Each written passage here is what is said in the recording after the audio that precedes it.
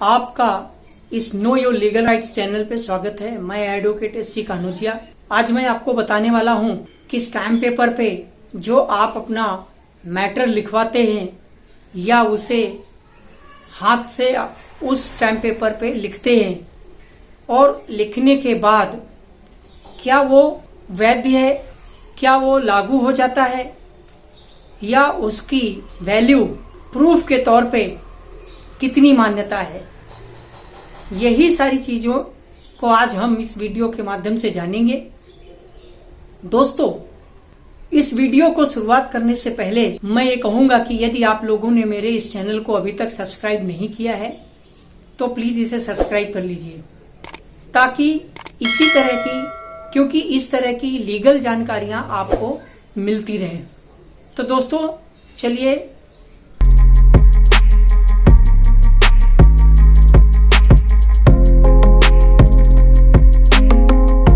अब हम इस वीडियो के माध्यम से जानते हैं कि स्टैम्प पेपर पे लिखने के बाद या मैटर को टाइप करवाने के बाद उसकी वैल्यू कितनी होती है।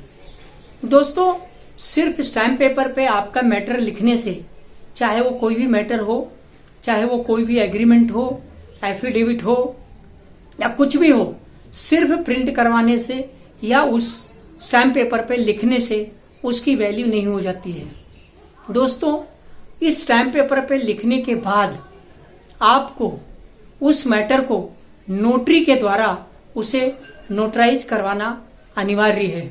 यदि आप उस मैटर को नोटरी करवाएंगे तो उसकी वैल्यू बढ़ेगी।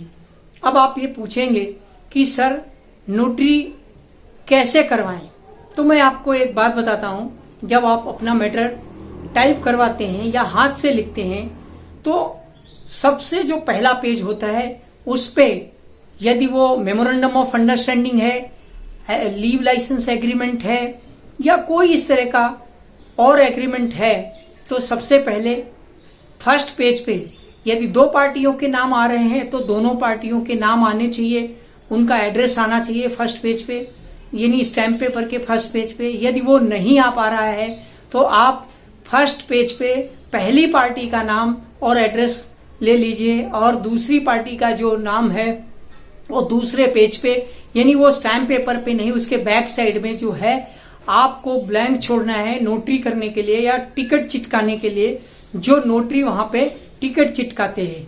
अब आ गई बात ये कि आपका जो दूसरा पेपर है उस पेपर पे आप उनका नाम, एड्रेस और जो मैटर है वो पूरा मैटर टाइप किया हुआ है। उसके बाद में एट द एंड में जो है फर्स्ट पार्टी का नाम और उसके नीचे उसके विटनेस, और फिर सेकंड पार्टी का नाम, फिर उसके नीचे उसके विटनेस, और फिर बिफोर में लिखना है।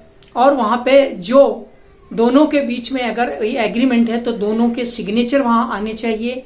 और फिर नोटरी के जो है, नोटरी बिफोर मी होगा और वो नोटरी जब आप करवाने जाएंगे तो वहां पे आपको नोटरी में, जो नोटरी के पास रजिस्टर्ड है, उस रजिस्टर्ड में भी आपको साइन करने पड़ेंगे, आपका अंगूठा लिया जाएगा। और उसी तरह से जो आपका पेपर है वहां पर भी आपको साइन करनी है, अंगूठे लगाने हैं और उसके बाद में नोटरी वहां पे साइन करेगा। फिर उस डॉक्यूमेंट के ऊपर एक नंबर डालेगा कि आपका सीरियल नंबर क्या है। तो ये जो नोटरी है उस डॉक्यूमेंट को में जो सिग्नेचर हो रहे हैं उस सिग्नेचर को ये नोटरी वेरीफाई करता है कि भाई हाँ, उसका एक जेन्युइननेस है कि ये जो पार्टियां हैं, ये दोनों पार्टियों की सिग्नेचर मेरे सामने हुए हैं और वो जो एग्रीमेंट भी हुआ है वो उनके सामने हुआ है। यदि कभी आपको कोर्ट में जाने की जरूरत पड़ी, प्रूफ के तौर पे इस डॉक्यूमेंट को आपको दिखाना पड़ा, तो आप उस डॉक्यूमेंट को दिखा सकते हैं कि भाई ऐसी सी बात हुई थी। और यहां तक भी हो सकता है यदि मैटर आगे बढ़ा तो उस नोटरी को भी बुलाया जा सकता है एज ए विटनेस, कि भाई ये जो डॉक्यूमेंट हुआ था वो डॉक्यूमेंट ये नोटरी के सामने हुआ था।